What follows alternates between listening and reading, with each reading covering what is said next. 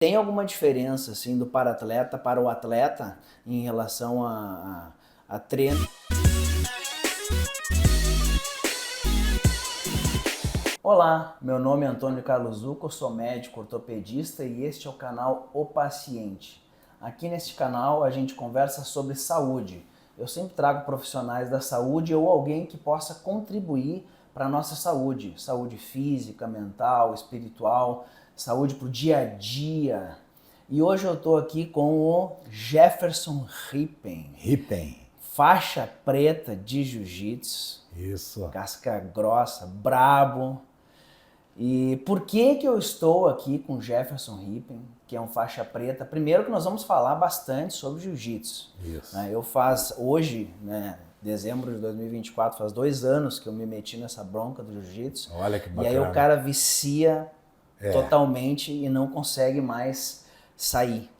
E é impressionante como faz bem pra gente, né? Pra saúde física, mental e quiçá até espiritual, né? Mas o Jefferson, além de ser um faixa preta de jiu-jitsu brabo, ele é um para-atleta, né? O Jefferson sofreu um acidente. De moto, isso. E aí nós vamos conversar sobre isso, né? Obrigado por ter vindo aí, Jefferson. Obrigado, professor. Eu te agradeço a oportunidade de estar aqui hoje e poder passar esse recado para as pessoas que vão ouvir ou assistir, né? Que venha como uma forma de resgate para pessoas com deficiência e também pessoas sem deficiência. Que o meu exemplo do esporte venha a motivar mais e mais pessoas a conhecer a nossa arte e talvez sair de uma depressão ou algo parecido, né? Me conta aí primeiro, assim, nós estamos falando de jiu-jitsu. Certo. Né? Então tu é um atleta. Como é que tu entrou nessa do jiu-jitsu? Cara, eu comecei, né, quando eu fazia Muay Thai. E aí já tinha uma galera do jiu-jitsu lá no fundo da academia. E eu via que eles já tinham uma turma formada ali, né? Jiu-jitsu é muito família, né? Muito, parece como é que eles falam? É um clã. É um clã, parece uma maçonaria. Isso. É um ajudando o outro. É um ajuda o outro, é um por todos, todos por um. Exatamente, ali, né? Então eu via que já tinha uma galera formada e eu, Muay Thai é uma coisa nova, tá se iniciando, uma nova galera, eu comecei no Muay Thai. Até que o professor do Jiu-Jitsu naquele tempo na academia, mestre Peterson Pujol, que hoje mora lá nos Emirados Árabes dando aula, me convidou, cara, tu já treina Muay Thai lá, os caras falam bem de ti, tá casca grossa e tal. Quem sabe não conhece o Jiu-Jitsu. Aí eu comecei com ele e com o mestre Ratão, na Academia Master, lá no Menino Deus. E era faixa branca ainda, treinava bastante Gil, Muay Thai. Que ano isso, mais ou menos? Cara, 2004... Tem 20 anos, então. 20 anos. Quando eu comecei... Tinha jiu-jitsu, meu Deus, ali? Já tinha. Era 2 grandes academias que tinham aqui no Rio Grande do Sul, né? Porque quem dominava no início era a Sul Jiu-Jitsu, que só tinha eles aqui no Rio Grande do Sul. Aí veio o mestre Ratão, do Rio de Janeiro, e o Flavinho da De La Riva, na época. Aí, eles tiveram que participar de algumas competições para ser aceito aqui no Rio Grande do Sul, né? Para mostrar que sabia. Para mostrar que sabia. Sim. Então... Pelo jeito foram aceitos, né? Tanto que cada um abriu sua academia. O Ratão abriu uma no Menino Deus e o Flavinho da De La Riva abriu uma no Bairro Auxiliadora, na Zona Norte. Né? Sim. E mais a Sul Jiu-Jitsu, que já tinha alguns lugares por aqui. E com o tempo, o Jiu-Jitsu foi aumentando e hoje é uma coisa que tá propagada uma dimensão muito grande pelo mundo, né? Sim. E em alguns lugares, como Emirados Árabes, ele é mais querido até do que o futebol, né? Então eu acho que isso vai de lugar para lugar. Mas eu comecei lá com esses caras que me convidaram e eu era faixa branca, inclusive eu estava quase na faixa azul e aí eu acabei me acidentando de moto. Foi assim que aconteceu. Como é que foi o teu acidente? Como é que aconteceu isso? Cara, eu lembro que eu estava indo para uma graduação de Muay Thai de manhã e um cara não olhou o retrovisor e não deu pisca, saiu de caminhonete e eu vinha de moto e ali ele me juntou, né? Meu pé... Na colisão, meu pé ficou pendurado, né? Foi uma fratura exposta, ficou pendurado pela pele. E eu me lembro de eu dentro da SAMU e a mulher me falando assim, a enfermeira, cara, não entendi como tu ainda não desmaiou. Porque eu tava com aquele negócio, né? Se eu desmaiar, eles vão amputar minha perna, sabe? Então ali eu dei nome do pai, nome da mãe, sabia tudo. Mas... Onde é que foi o acidente? Foi no Orfanatrof, perto da faculdade Unirita. Lá. Sim, conheço. Inclusive... Anos depois eu vim a cursar Direito nessa mesma faculdade E tu não sabe no início o quanto era difícil para mim passar pelo local do acidente, entendeu? Porque eu me lembrava sempre daquela cena, né? Mas são coisas da vida, né? E que a gente tem que enfrentar, né? E aí tu sofreu um acidente, chegou no hospital e tal, e a tua amputação, ela foi uma amputação primária ou eles tentaram manter a perna? Como é que funcionou isso? Bom, eu lembro que eu fui direto pro HPS, né? E lá é o Hospital de Primeiros Socorros, né? Então eles me colocaram o meu pé no lugar, né? Me fixaram ele com ferro na perna. E dali eles começaram a falar sobre amputação com a minha família, né? Eu lembro que eu ainda tinha pai e mães, eles ainda estavam em vida, né? E por serem servidores públicos eu tinha IP na época, eu tinha esse plano de saúde. E a minha mãe começou a percorrer os hospitais aqui de Porto Alegre. Pô, meu filho, atleta tal, sofreu um acidente assim assado, um guri novo, tá começando aí no esporte, né? Começando a viver, né? A desbravar Tava o mundo. com quantos anos? Cara, eu devia ter 19, 20 anos. Agora tu tá... Com 41. E aí ela conseguiu, no hospital de clínicas, teve um médico que acudiu ela, que conseguiu que eu me internasse lá. E ele investiu em mim com a equipe dele, que é o Dr. Guilherme Caputo.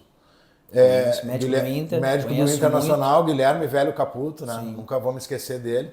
Ele falou, cara, ele me fez umas 10 cirurgias. Eu morei 3 anos dentro do hospital de clínica sem sair. Né? Uma cirurgia atrás da outra, tentando ficar com aquela perna. Porque eu não queria amputar de jeito nenhum. Até que chegou uma hora que ele falou pra mim, cara, a tua única solução é a amputação. Eu fui até onde eu sei. E aí eu comecei a percorrer a trajetória atrás de outros médicos, de outras opiniões, porque eu não queria amputar a perna de jeito nenhum, entendeu? Até que eu conheci um outro médico, que é o Dr. Paulo Roberto Matos Dias.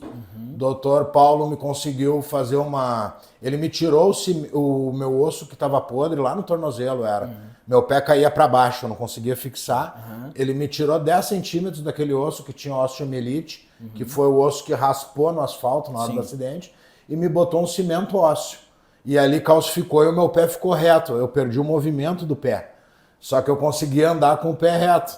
E aí a infecção parou, né? E eu voltei a lutar. E eu lutei... Muay Thai. Muay Thai e Jiu-Jitsu. Tá. Com o pé ainda. Com aquele pé reto duro, Sim. com a infecção parcialmente sanada.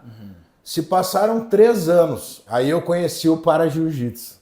Já comecei a participar de algumas competições em função de ter o pé reto duro, eu já participei de algumas competições de Para-Jiu-Jitsu. E aí tu tava metendo bronca no jiu-jitsu. Metendo bronca no jiu-jitsu e treinando Muay Thai. Perfeito. E ganhei minha faixa azul de jiu-jitsu daí, tá? A faixa que eu tô agora, faixa azul. Ganhei a faixa azul. E aí, só que eu tinha muito medo de machucar aquela perna. E esse mestre, o Peterson, eu lembro na época que me deu a faixa azul e falou, tá, meu, agora tá na hora da gente começar a competir nisso mais sério, né? E eu, não, meu, esquece, eu não quero essa coisa de competição e tal. E ele me falou, ou tu vai competir ou tu não precisa mais vir treinar aqui na academia. Por mim, tu ia com os azul pesado, normal, igual a ti. Só que como tu tem medo desse teu pé, de tomar uma botinha, uma chave de pé, vai no Para-Jiu-Jitsu. Cara, eu cheguei lá pra lutar, era um anão e um cadeirante. Aí eu falei pros guri, pô, meu, só treino com vocês todo dia, não vou lutar com esses caras e tal. Aí eles começaram a brincar comigo, pô, tu imagina o anão vai passar no meio das tuas pernas, vai pegar tuas costas e vai te finalizar. E eu fiquei, vai agora. Aí chegou o Fernando Paradeda, que é o presidente da Copa Prime, né? Não, quem sabe vocês não fazem uma apresentação, né? E eu falei, pá, isso, né?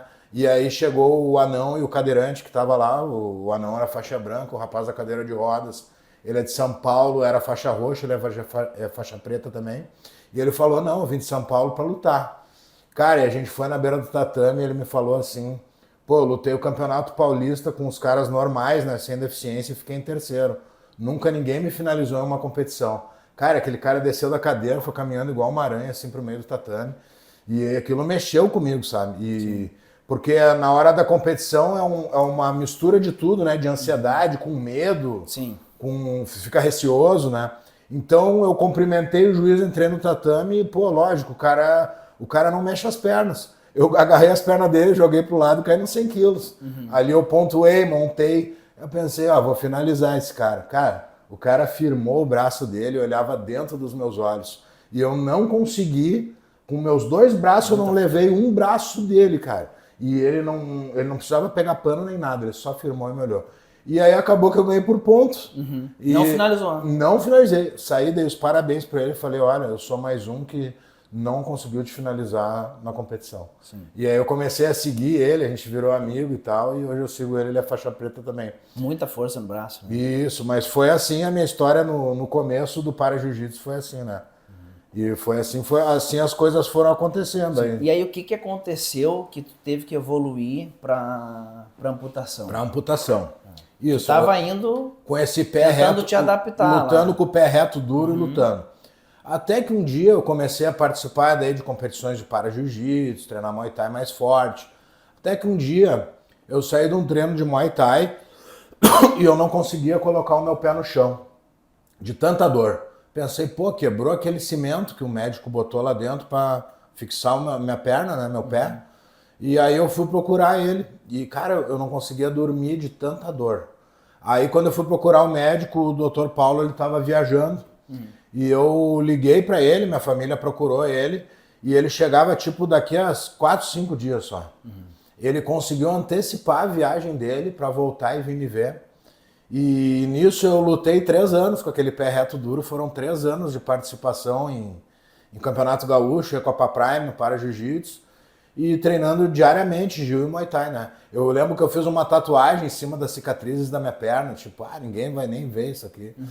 E aí quando o médico chegou, ele, pô, cara, o que tu fez? Eu falei, doutor, tá aqui minhas medalhas, eu lutei o para jiu-jitsu, sou campeão. Ele, cara, eu não quero saber de ver tuas medalhas. A tua infecção, ela tá tomando conta do teu corpo. Ou tu amputa ou tu morre. Porque do pé, aquela infecção começou a subir e ela já tava lá na virilha.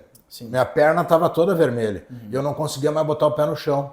Então, chegou ao ponto, até esse médico retornar da viagem, eu fiquei dias perambulando de hospital em hospital. Os caras tiravam um raio-x e olhavam o meu pé. Pô, mas o que tu tem aqui dentro? Ninguém sabia aquele negócio do cimento ósseo. Que era uma inovação que o doutor tinha tentado em mim. Ele chegou a levar meu caso para congresso, caminhando e tal. Mas é o que ele falou. Se tratando de uma infecção óssea, é um vulcão em erupção. De repente ele está quieto, como pode vir jorrar o pus. Então começou a jorrar pus e eu tive que amputar, cara. Não teve outra solução. Demorou até ele vir, eu fiquei noites sem dormir, assim, chorando de dor. Antes da amputação? Antes da amputação, caindo lágrima dos olhos, sem querer chorar de tanta dor que eu tinha. Era uma dor, a sensação era uma faca quente entrando e saindo da minha perna sem parar. E aí quando ele chegou, eu falei para ele, por favor, doutor, vamos amputar. Que é uma coisa que eu batalhei, sei lá, quase 10 anos, entre 15 cirurgias até o final. Que eu não queria tirar, eu acabei dizendo, por favor, tira, que eu não aguento mais. E ele tirou abaixo do joelho. Tirou abaixo do joelho, fui para casa, meu joelho ficou todo vermelho. Voltei para ver ele, pô, cara, eu te falei que a amputação tinha que ser ao nível da virilha, né? E nós vamos ter que amputar lá em cima. E eu, fui chorando para a sala de cirurgia, assinei um papel sozinho no quarto, autorizando a me amputar mais um pedaço, amputar em cima, lá na virilha. E no fim, quando eu acordei, eu ainda estava com o meu joelho. Aí o doutor me falou, é uma equipe de médicos e um deles é um infectologista. E esse cara disse que agora era superficial, a tua infecção ela era na pele, o teu osso podre já caiu fora. Então nós vamos tentar mais um pouco te tratar com antibiótico. Cara, eu fiquei acho que 1 mês ou mais no hospital tomando antibiótico na veia todo dia. E eu lembro que quando eu saí de lá eu ainda comprei mais antibiótico na farmácia para ainda tomar mais um tempo. Ele disse que não precisava, mas eu quis para ter a certeza. Sim. Para se livrar. Para se livrar, para nunca mais voltar à infecção. Cara, aí perdi minha perna. Que ano isso? Cara, isso foi... O meu acidente foi em 2006. Aí eu fiquei em torno de 10 anos quase, me arrastando entre uma cirurgia e outra, no total de 15 cirurgias. Então calcula aí, 2006 mais 10 anos. Que ano tu passou com o Caputo lá no Clínicas? Foi logo em seguida do meu acidente, 2006, 2007, 2008. Eu fiz a residência no Clínicas lá, passei muito com o Caputo, 2007, 8 e 9. Foi por essa época aí. Foi por essa época. E aí... Podemos ter nos cruzados lá, então. Pode ser que sim, né? Aí... Só que naquele tempo eu ainda não tinha essa Essa, como é que eu vou te dizer, esse reconhecimento, Sim. porque eu ainda não era do para jiu-jitsu. E eu tinha cabelo, né? Então. Eu também devia ser um pouco mais cabeludo na época, né? Cara, agora me lembrei de um episódio no Clínicas que eu fiquei depressivo quando eu perdi minha perna, então eu fiquei barbudo. Mas eu tentei ficar cabeludo, mas não deu, porque o meu cabelo ele caía na cama e minha cama ficava cheia de cabelo. Eu lembro que tinha uma barbearia lá embaixo e eu paguei um pouco a mais pro cara ir até o meu quarto cortar o cabelo, porque eu tinha vergonha de sair pra rua sem perna. Eu andava na rua, as crianças... Até hoje é normal mesmo com prótese. As crianças olham tipo, pá, olha lá, pai e mãe, olha ali. Daí hoje eu brinco, tu viu? O tio é o robô do jiu-jitsu. O tio é o robô do para-jiu-jitsu. E eles dão risada e hoje eu levo na esportiva e brinco com eles. Hoje eu não tenho mais, como é que eu vou te dizer, mais vergonha. Hoje eu tenho orgulho de não ter minha perna, fazer o que eu faço e ser quem eu sou, entendeu? As coisas mudaram, o jogo virou. Porque na minha época tinha muito pouco exemplo de pessoa amputada. Tu só olhava desgraça e depressão a respeito desse assunto. Hoje em dia não. Tu tem vários exemplos positivos a respeito disso. E eu sou apenas mais um deles tentando resgatar pessoas por aí. Me diz uma coisa, Jefferson. Quando tu perdeu, ele foi amputado, como é que foi aquele momento ali, primeiro momento? Né? Tu já falou que teve um momento de depressão. Isso. Né? Então, esse momento deve ter sido bastante complicado, né? O que fez ali tu reagir? Porque, na verdade, é uma reação. Sim. Né? Em algum momento tu reagiu, porque hoje tu tá bem, Sim, tá ganhando aí campeonatos, tá? Faixa preta, naquele momento tu era azul, roxa, Isso. né? E aí deve ter dado uma parada ali no jiu-jitsu, né? Em algum momento tu voltou. Né? Como é que foi essa reação, assim, logo ou depois, não sei quanto tempo foi assim até tu reagir, depois que eles tiraram a perna? Cara, depois que tiraram a perna, demorou acho que ainda uns anos, 2 ou 3 anos para mim conseguir reagir. Porque quando tu perde uma parte do corpo, tu vive um luto. Tu vai te abalar, não adianta, não tem que dizer que não, ninguém quer perder uma unha. Quem dirá um braço, uma perna, entendeu? E para uma cadeira de rodas. Então tu vive um luto, até tu ter uma aceitação. E essa aceitação é muito difícil. Então eu vejo isso uma forma muito positiva que eu trabalho em torno disso hoje, para através do meu exemplo resgatar pessoas. Porque tu convivendo, tu tendo proximidade com uma pessoa que já conseguiu, isso te torna o caminho, não digamos mais fácil, mas mais acessível. Porque tu vai ver, o cara faz desse jeito, como é que ele faz também, eu também posso, entendeu? E eu tive isso. Eu tenho um cara que se chama Edson Dantas, que é um cara que ele tem até patrocínio de uma marca de prótese. Era um dos poucos exemplos que tinha a respeito de amputação naquela época. E eu comecei a acompanhar esse cara, o cara é lá da Bahia. Cara, o cara luta capoeira, o cara anda de bicicleta, o cara faz Ironman, velho. Então, eu lembro eu chegando na clínica do Vinícius Saramento, o grande Vinícius Saramento, eu brinco que ele é o mestre das próteses, né? Que é um apoiador que eu tenho hoje, entendeu? Dentro do Paradesporto, que é o cara das próteses, meu, entendeu? E eu caí na mão desse cara logo no início. Eu tive a sorte de escolher ele sem saber da trajetória dele.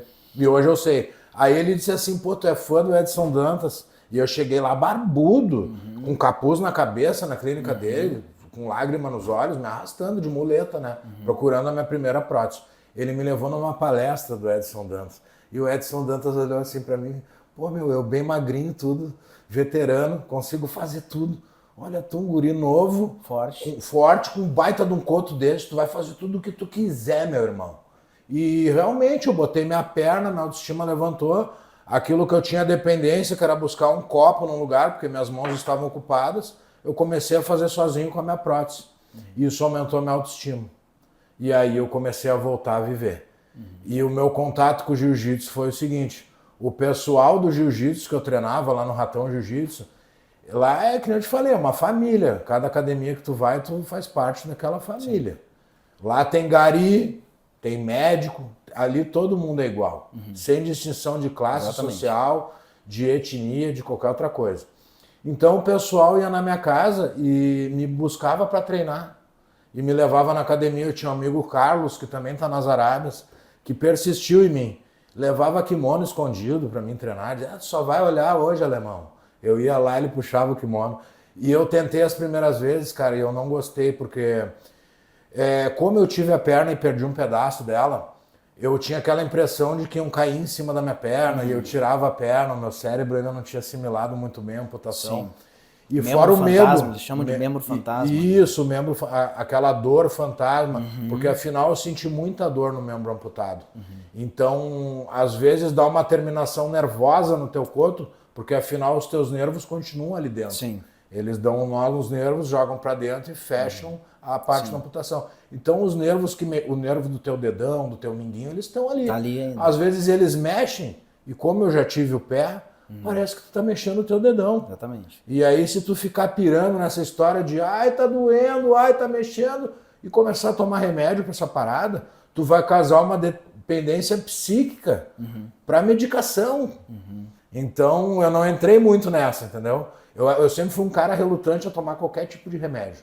E depois do hospital eu brinco que eu me tornei meio viciado em remédio. Porque hoje em dia, eu tô com dor, tomo um Torcilax, tô com dor de cabeça, tomo Neosaldina.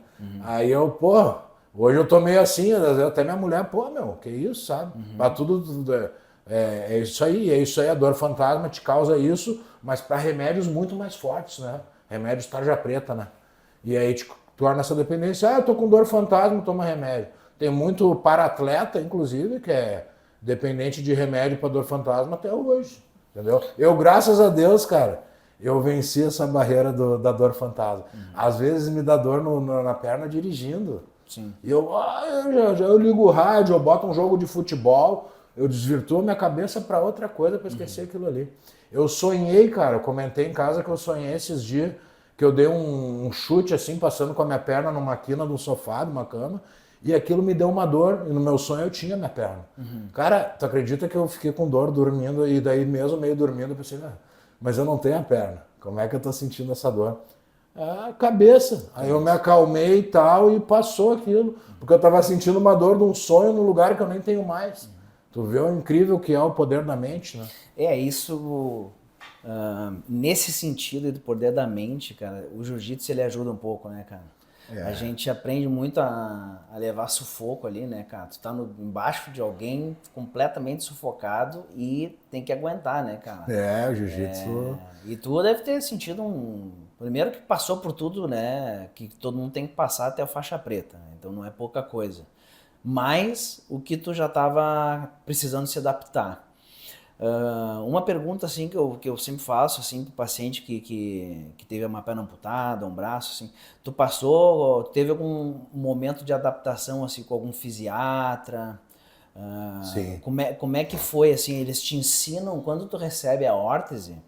Não é fácil, né? De tu aprender a andar com ela, aquela coisa. Como é que funciona essa adaptação assim? Bom, como qualquer coisa na vida, né? A gente aprendeu a caminhar, alguém segurou as nossas mãos, nos ensinou como fazia, e eu acho que depois vai um pouco do esforço da própria pessoa, entende?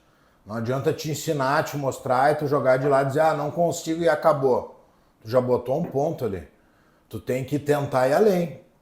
Tu tem que te superar. Vai ser uma superação pessoal tua. Então, cara, na real, só não consegue quem não quer. Qualquer coisa na vida, dentro da humanidade, dentro da nossa vivência, a vida, cara, tu só não vai conseguir uma coisa se tu não quer. Se tu botar na tua cabeça que tu vai conseguir ir atrás daquilo, batalhar por... as coisas não são da noite pro dia, nada na vida. Mas se tu percorrer o trajeto sem desistir, né? Porque a desistência ela passa sempre pela cabeça do ser humano, uma hora, eu tô cansado disso, não tô tendo retorno, vou desistir. E por incrível que pareça, quando as coisas acontecem assim, tu quer, naquele momento tu não vai ter. Quando tu tiver prestes a desistir, um momento que tu não aguenta mais, se tu insistir mais um pouco, cara, aquela coisa ela vai aparecer na tua mão. Tu vai dizer, eu queria tanto isso, quando eu nem me lembrava mais, a coisa tá aqui. Incrivelmente, pelo menos pra mim, tudo na minha vida aconteceu sempre assim. Quando eu pensava que era o fim, que acabou, a coisa veio, cara, é pra ti, tá aqui, entendeu? Foi tudo assim na minha vida, foi a faixa preta, Foi agora o Bolsa Atleta, que eu fui contemplado, que eu estava de manhã lá no centro, que eu assinei hoje lá, que se tornou realidade. São coisas que eu já penso nisso há muito tempo. Mas quando eu estava pensando em desistir, as coisas apareceram quando eu nem esperava mais. E como é que foi lá no jiu-jitsu, né? Tu falou que começou aos poucos lá, né? Tem um amigo meu, um amigo teu que começou a te puxar. Tu era que faixa, assim, quando... Eu era faixa azul, eu Era tinha faixa recém azul. ganhado o azul, comecei a lutar umas prime com aquele pé duro. Tá. Quando veio, logo durou 3 anos, me veio a amputação, eu já estava com alguns graus na faixa azul ali, 2, 3 graus. E aí eu voltei sem perna com azul. Até que eu achei que não dava, tinha medo. E o Vinícius, o cara das próteses lá da clínica, ele me conseguiu um encaixe só. Só o encaixe sem o ferro e sem o pé. Cara, bota esse encaixe aí, bota um plástico ali. Quem treinar contigo que aguente. Sim. Aí os caras brincavam comigo, agora ele não tem mais medo, ele só quer botar o joelho na barriga, né? Que eu botava o coto, que era um plástico, Sim. e apertava. E quando eles batiam na minha perna, eles batiam num carbono, numa fibra de carbono duro. Aí eles brincavam comigo, perdeu o medo, só quer isso. Até que com o tempo, cara, eu comecei a achar que aquilo mais me incomodava, que me ajudava, e eu comecei a tirar aquilo. Então, E aí veio as competições sem perna, né? Porque aí eu fui pro litoral com meu pai, que meu pai era advogado, trabalhava em Capão da Canoa. E nessa transição entre voltar a lutar ou não, eu tive uma depressão, né? Porque eu não sabia se eu queria voltar a lutar, não. Eu tava meio desgostado da vida. E, cara, eu sempre ia nas torcidas do Grêmio, desde guri, frequentava a festa, sabe? Sempre fui rueiro. E aí eu voltei a andar com essas companhias da rua, que quando eu tava me envolvendo na arte marcial já, eu não andava mais. Então eu tive, de certa forma, uma recaída, entendeu?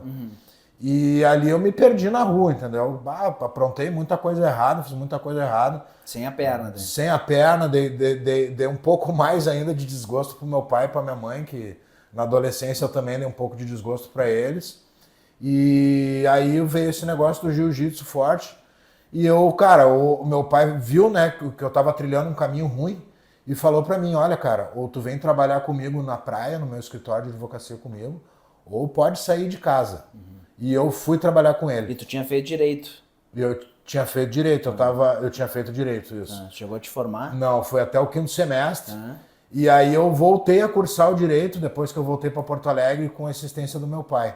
Mas primeiro eu fui para a praia com ele. E quando eu cheguei na praia, ele viu que eu estava mal. E aí, meu pai era meio político na praia lá, porque ele conhece todo mundo, foi um dos primeiros advogados de Capão da Canoa. E ele conhecia a galera do jiu-jitsu, que ele tinha aposentado o pai do mestre lá, que era o Adriano, que era sul jiu-jitsu de Capão da Canoa. E ele me apresentou pro mestre lá, pro Adriano, e o mestre me falou para mim, não dou esse treino da manhã, mas eu vou ir único exclusivamente por causa tua. E aquele cara me mostrou que eu conseguia fazer as coisas mesmo. Eu já estava treinando em Porto antes de ir, mas meia boca, não estava muito afim. Lá realmente eu comecei a pegar gosto pela parada. E tinha uns amigos competidores lá, né, e eles me... tem o para jiu-jitsu nos campeonatos da JP dos árabes, não sei o quê. E tinha um cara que era bem competidor lá, que era o alemão Joel, que foi um grande professor que eu tive. Alemão, teve até uma parada na cabeça agora, sabe? E foi muito triste, o alemão tá não tá muito bem, entendeu? E até me emociona aqui em falar um pouco do cara, porque é um irmão que me levou para competir e falou, tu vai comigo, ficamos no mesmo hotel, pegamos no mesmo voo, eu vou te ensinar o caminho, depois tu começa a vai sozinho.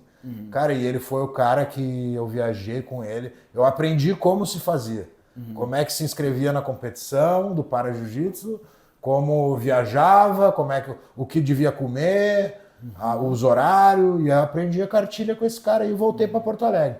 Eu lembro de eu voltando para Porto Alegre, meu pai dentro do carro, e eu dizendo, agora o que tu vai fazer quando voltar para Porto Alegre? Tu vai voltar a cursar o direito lá e vai trabalhar. E eu dizia assim, não, pai, agora o jiu-jitsu vai pegar força. Cara, eu voltei de Capão da Canoa, quase até Porto Alegre, com meu pai botando o dedo no meio da minha cara, dentro do carro, e me dizendo que o jiu-jitsu era coisa de vagabundo, porque no tempo dele, a arte marcial era discriminada. Quando meu pai era guri, né? Sim. E ele já como uma pessoa bem mais velha, estava com o pensamento do tempo dele, né? Não evoluiu nesse sentido. E isso é coisa de vagabundo, isso aí não vai te levar a lugar nenhum, não vai te dar nada. E eu voltei a cursar direito e treinava com aquela perna ruim, sabe? Indo de prótese, indo de muleta para aula. E, cara, eu cursava uma coisa que eu gostava, mas ao mesmo tempo eu não gostava.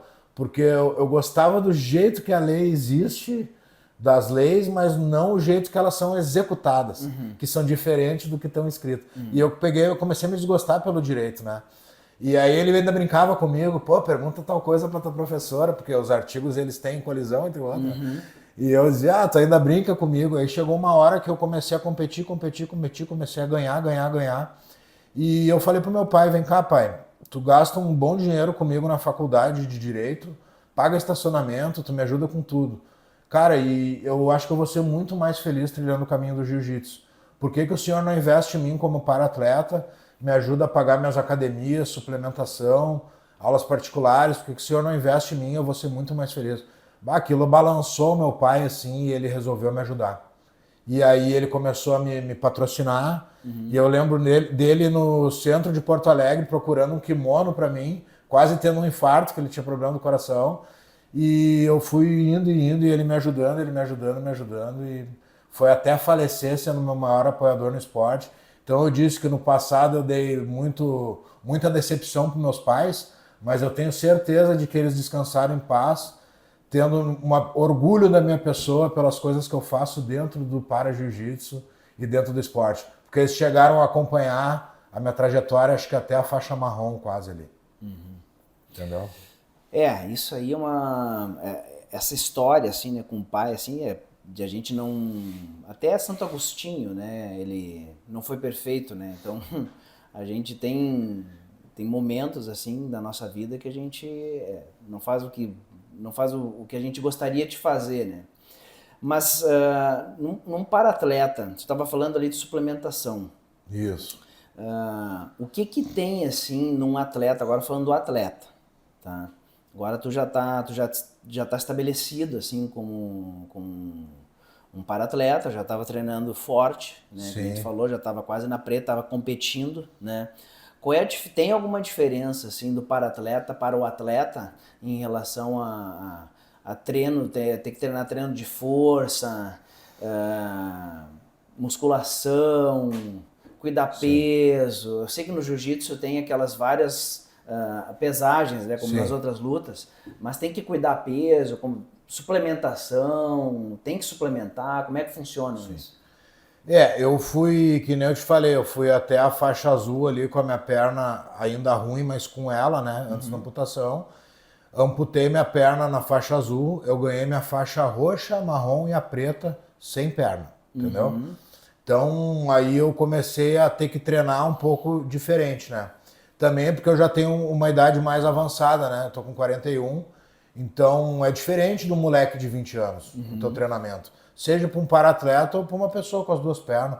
Se o moleque faz 3 treinos, 5 treinos num dia, cara, tu até aguenta fazer isso num dia, mas amanhã tu não vai conseguir treinar. Sim. Entendeu? Então, eu digo que o cara que é master, né, para nós que somos masters, né, o cara tem que treinar um pouco mais inteligente. Sim. Então, quem dirá um para-atleta ainda?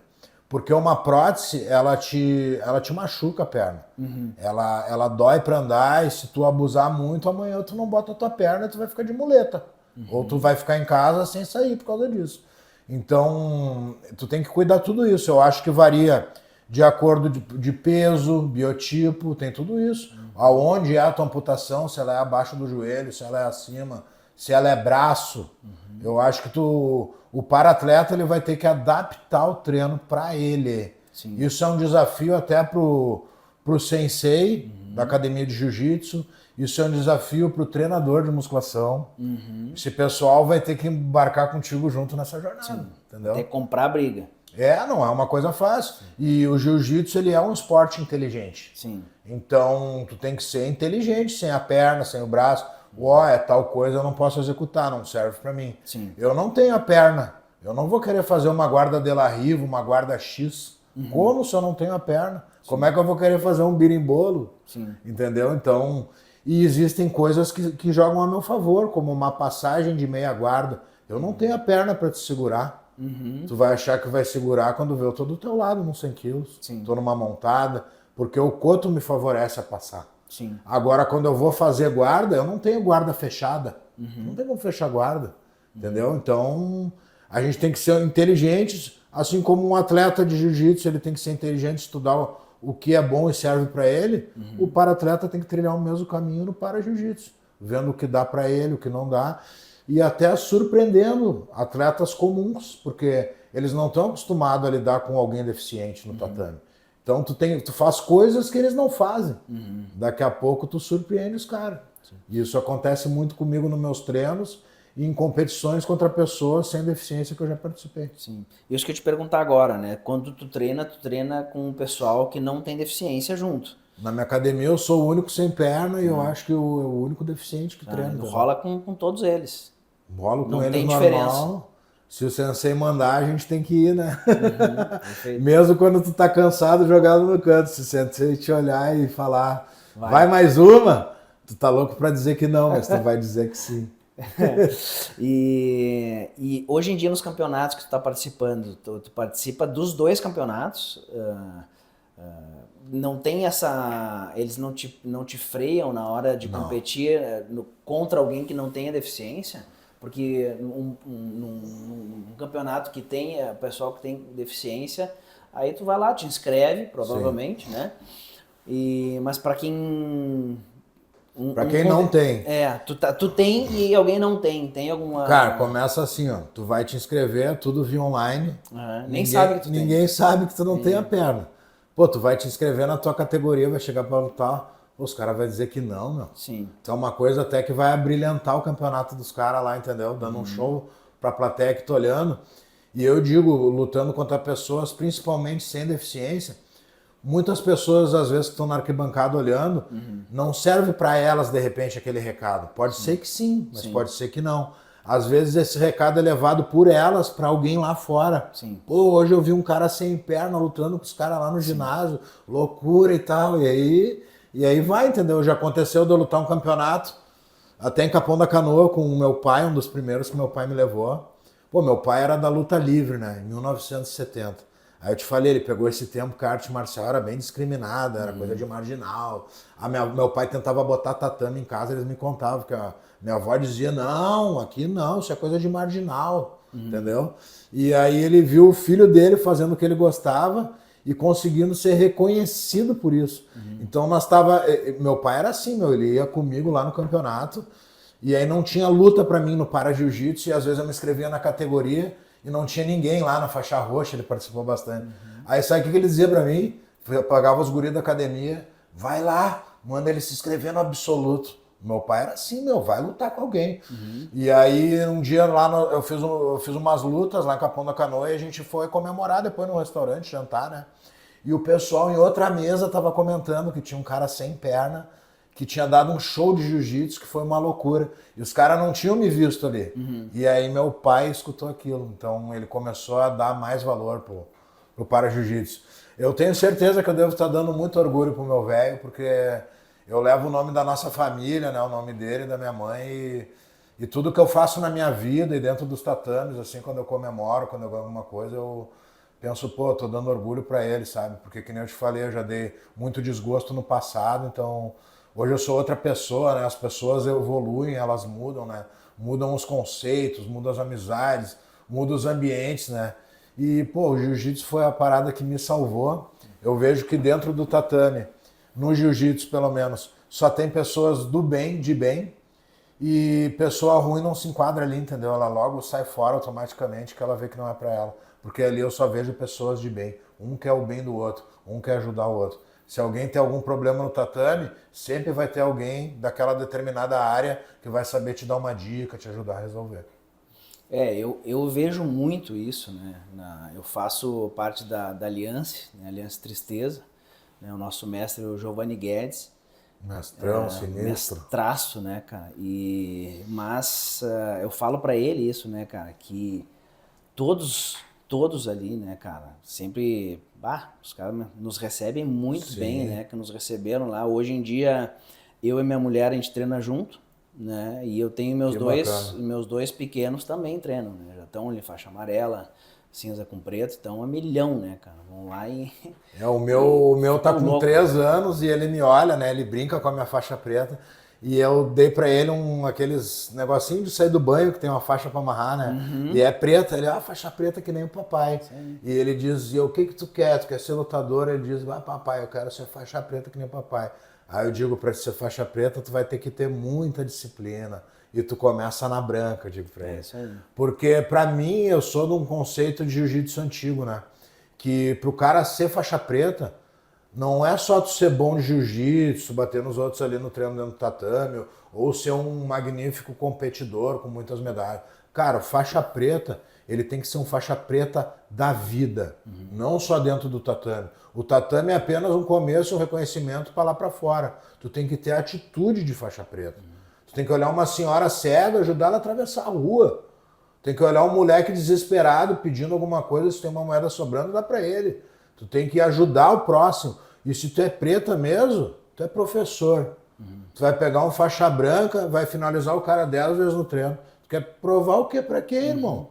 Eu quero ver tu mostrar pra ele, cara, tu tá errando aqui, tu tá errando ali, o nome dessa finalização é tal. E fazer os caras evoluir. Até porque tu rola com esses caras, daqui a pouco eles são os que vão te gerar dificuldade e te proporcionar um treino melhor. E toda vez que eu ajudo algum colega de treino menos graduado, com algum ajuste, alguma coisa, todos me agradecem. Na minha academia acontecia muito de na hora de fazer a posição, o pessoal não fazia comigo. Eu não sei porquê, eu acho que eles, o cara não vai conseguir fazer, não tem a perna. E eu fui um cara que sempre tive que buscar muita aula particular para aprender, eu já investi muito nisso. Para aprender, para evoluir o meu para-jiu-jitsu. E aí chegou uma hora que eu falei pro sensei, né? Isso aí tem que mudar e tal. E ele falou, não, as coisas vão mudar aqui, tu tá certo. E hoje as coisas mudaram, entendeu? E aí eu tenho que... Aí toda vez que tem um drill e os caras vêm fazer comigo, geralmente vem um menos graduado. E aí eu acabo ensinando alguma coisa também para ele fora do treino da posição que o sensei passou. E eu sempre digo, quem faz a posição comigo sempre leva um bônus para casa. E os caras me agradecem. Então tá sendo bom pros dois lados, né? O nome disso é generosidade. Eu vejo no jiu-jitsu de hoje muito pessoal que, por causa de uma graduação, igual eu comentei, ou por causa que ganha um campeonato de nome, com o nariz empinado, com o peito erguido, sabe? Entrando no tatame, não cumprimentando faixa preta, sabe? Uma galerinha nova assim que tá deixando subir pra cabeça, entendeu? Sim. Uma faixa na cintura, galera, não te faz mais que ninguém, entendeu? Que nem eu falei, o faixa preta ele tem que ter atitude extra tatame para ser um faixa preta de verdade. E eu venho desse conceito assim, entendeu? Eu levo o jiu-jitsu à ponta da risca, porque eu comecei, que nem eu te falei, com a perna ainda lá em 90 e pouco. Então eu peguei um pouco desse ensinamento antigo. E daí eu comparei com alguns depois, porque eu passei por várias equipes até chegar onde eu tô. E aí eu pego um ensinamento de um, ensinamento do outro e faço uma mescla na minha cabeça do que é melhor, né? O que é melhor daqui eu pego, o que não é eu jogo fora. E aí eu noto muito isso hoje, que eu brinco que não só no jiu-jitsu, hoje a gente está enfrentando a geração Nutella, né? Que é, os moleques só querem celular e não sabem nada, não brinco do que a gente brincar, jogar futebol na rua, escalar árvore, pular muro, né? Era uma coisa que te botava em um perigo maior, mas eu acho que, de certa forma, ela era mais saudável. Porque hoje, com o celular ali, tu tem tudo o que tu quer ali, tu não aprende mais nada, tu quer saber alguma coisa, tu pergunta ali, sabe? Não corre atrás, então tá tudo muito fácil. Então eu tô vendo essa geração como uma geração muito acomodada. Aí chega o cara lá, eu vi essa posição na internet, eu vi não sei o quê. Antigamente, jiu-jitsu era um segredo.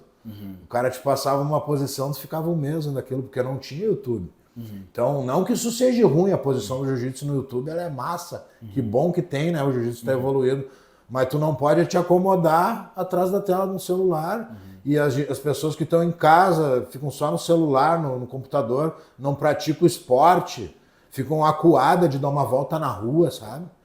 Então, eu acho que o jiu-jitsu, o novo jiu-jitsu que a gente está vivendo, falta em alguns lugares e as próprias pessoas resgatarem um pouco desse sentido samurai old school de volta para dentro do tatame.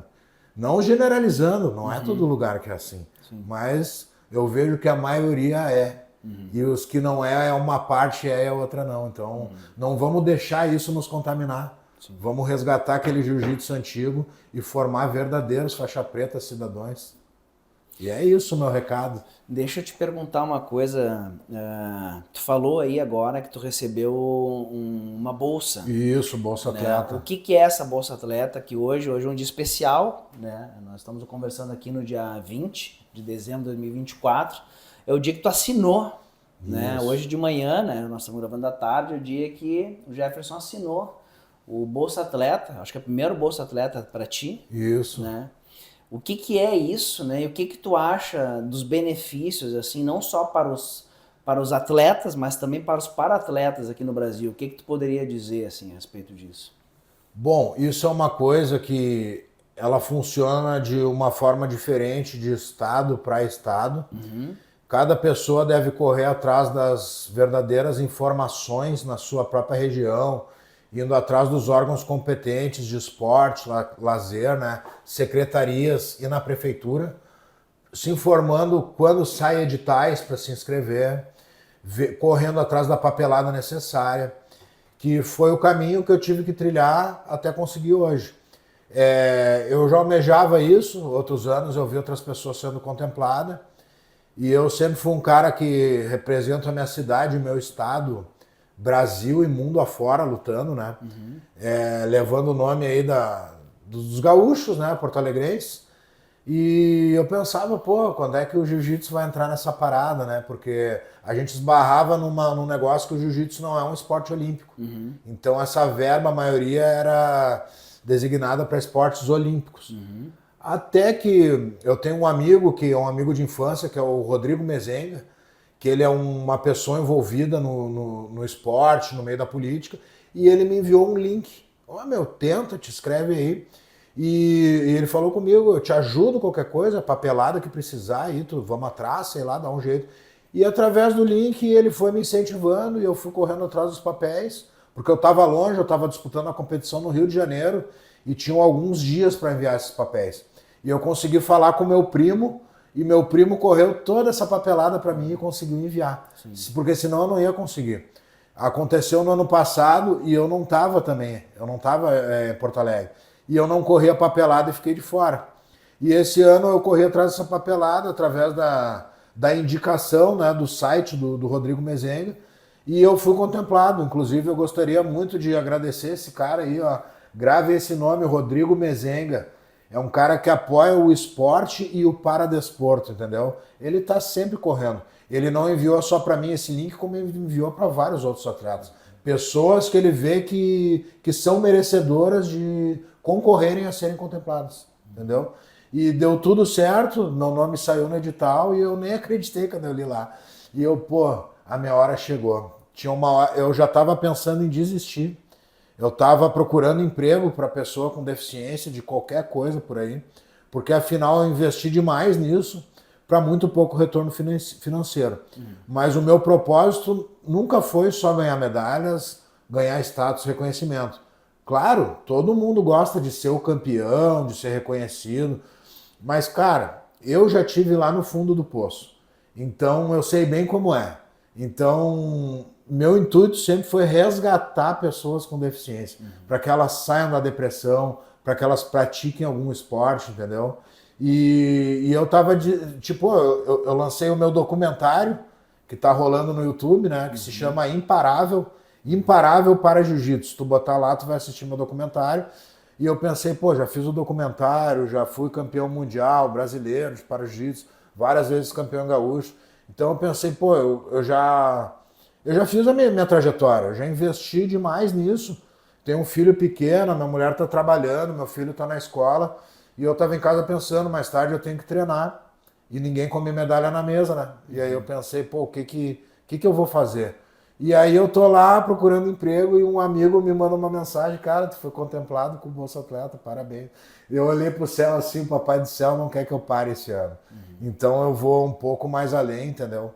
Eu já estava iniciando uma trajetória como professor, mas eu vejo que não é a hora agora de eu dar aula ainda.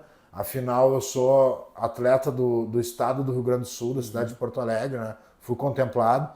Então eu vou treinar muito esse ano como para-atleta no para-jiu-jitsu para lutar o máximo de competições importantes dentro do paradesporto que eu consiga e lutar o campeonato mundial em Abu Dhabi, né? No fim do ano que vem, em novembro de 2025, representando os gaúchos e a nossa cidade de Porto Alegre e o nosso estado em geral, né? Não só aqui também. Para terminar, Jefferson, queria só que tu mostrasse pro pessoal como é que perna? É a tua nova perna. É, tá aqui, ó. A minha prótese. Eu sou um cara amputado abaixo do joelho. Eu engato essa perna aqui e meto bronca por aí, né? Dá-lhe pau. Eu faço tudo com a perna, só no para-jiu-jitsu ele é sem perna, né? Sim. A gente tira a prótese até para não se machucar e não machucar os companheiros de treino. Sim. Então o para-jiu-jitsu ele começa em pé, mas é sem a perna. Tu me perguntaste também a respeito de como funciona o para-jiu-jitsu. O jiu-jitsu, para as pessoas sem deficiência, ele é por distinção de peso e cor de faixa, certo? O para-jiu-jitsu não. Ele é por deficiência. É sem perna com sem perna, sem braço com sem braço, cadeirante com cadeirante. Tem uma outra categoria que se chama lesal 3, que é para pessoa com baixa mobilidade. Tem a categoria dos cegos. O para-jiu-jitsu ele é o esporte, de todos os esportes para para-atletas, ele é o esporte que mais abrange pessoas com deficiência. O mais inclusivo, então. Porque existem muitas divisões de categorias, entendeu?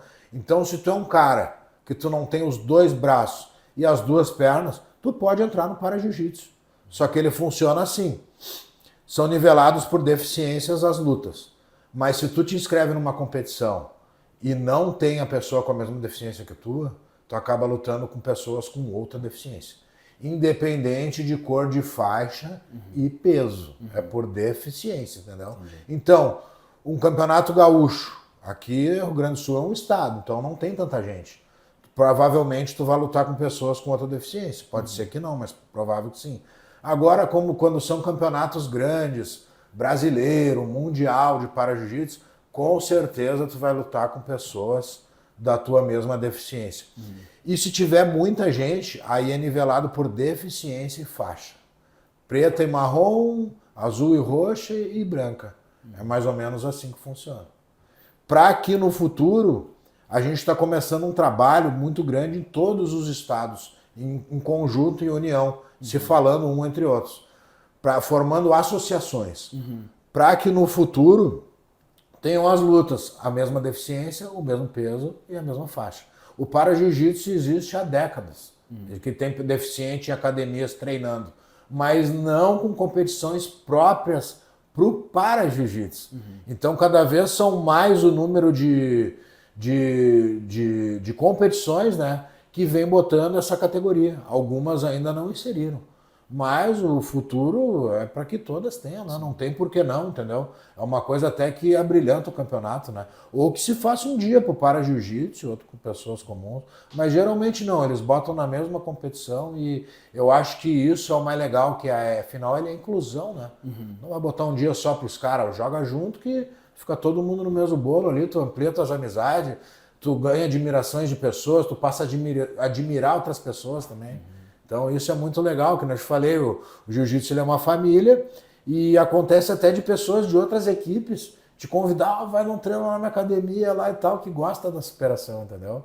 Hoje eu treino na Aliança lá, né, com o professor Mário Reis, mas já treinei em várias outras equipes e nada me impede de eu treinar em outras academias com meus amigos ou com alguém que me convide, entendeu? Eu até faço questão, porque o meu lance é propagar o para-jiu-jitsu e trazer mais pessoas, né, com deficiência para dentro do tatame, para que saiam dessa depressão, que não fiquem escondidos dentro de casa. E se não for para se achar no jiu-jitsu, assim como eu fui, que se ache alguma coisa da vida que goste de fazer. Ou esporte, ou que não seja nem no esporte. Alguma coisa que ela goste de fazer. Que quando ela pratique aquilo, ela esqueça de todos os problemas lá fora. Para que quando ela ir voltar à vida real, a resolver os problemas, ela esteja bem mais calma, mais tranquila para fazer aquilo da melhor forma possível, né? Eu me achei no Gil e é uma ferramenta ótima aqui, o professor também, então é super recomendado, né? O jiu-jitsu, eu digo pro Giovanni lá, para todo mundo, todos os professores lá, todos eles sensacionais, né? Todo mundo cobra do Giovanni. E, cara, o jiu-jitsu salva, né, cara? Então é mais uma prova aí que ele pode salvar de várias maneiras, né? E não só o jiu-jitsu, né? Mas o jiu-jitsu te ajudou muito, né? A sair por toda essa barra aí, né? A dificuldade, né? Tu passou por momentos bem complicados. Eu sou ortopedista, eu trabalho no HPS de Canoas, então eu lido, muita coisa lá. Eu lido com fratura exposta. Que chega de motoqueiro todo dia lá, imagina. Praticamente só motoqueiro. E eu vejo isso muito proximamente. Né? Então é bem uma situação bastante complicada, muda completamente a vida do... A vida vira. As pessoas não têm noção da mudança que tem, mesmo que a fratura seja uma fratura exposta, que seja bem tratada, não tem a osteomielite, mas se tiver uma osteomielite é uma doença muito, muito complicada, muito complexa, né? E aí tu passou por isso, né? E eu queria só te agradecer, cara. Obrigado por ter vindo aqui, né? Ter exposto completamente a tua vida aí pra mim e pra muita gente que vai te ver. É um pedaço, né? Se a gente vai focar na história toda aí, vamos fazer mais 10. Vamos folhear o livro aí, nós vamos fazer um filme. Cara, te desejo muito sucesso, né? Espero mesmo que tu ganhe tudo que tu participar. Obrigado, professor. E sucesso pra ti aí. E obrigado, cara. Eu que te agradeço a oportunidade de estar aqui hoje. E nós estamos juntos. E um abraço lá pro Sensei, pro Giovanni Guedes e pro Tiagão e pra galera da Aliança Tristeza lá. Vamos fazer uns rola lá, né? Tô fugindo dele, o Sensei já tá lá na gringa. O Tiagão, fiz muita aula com ele, eu sei como é que é aquele cara. O Thiago é pesado, né? Tem o Thiago, tem o Felipe Mies, tem o Bruno, a Isa tá vindo forte. A galera lá, gente fina também, me acolheram, me ensinaram demais.